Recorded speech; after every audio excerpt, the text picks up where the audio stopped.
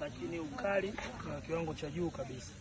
Na kwenye upande wa uzaaji, hii zao sio la wasiwasi, maana yake tunategemea kupata kilo 6 mpaka 12 kutoka kwenye mche mmoja. Maana yake kama wewe ni mkulima na unategemea kulima kwa eka, possibly tunasema tani 48 kwa eka moja mpaka tani zaidi ya 60 kwa eka moja. Kwa karibuni mjipatie mbegu kubadilisha maisha.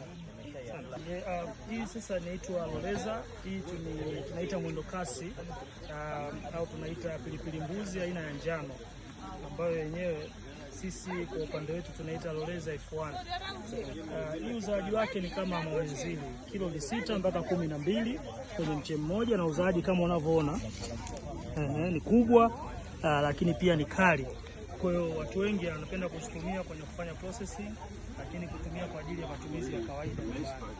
Kama unavyoona kwenye upande wa nafasi, inabidi uiachie nafasi ya kutosha, kwa sababu ina asili ya kutanuka, ina asili ya kuja kuwa mti.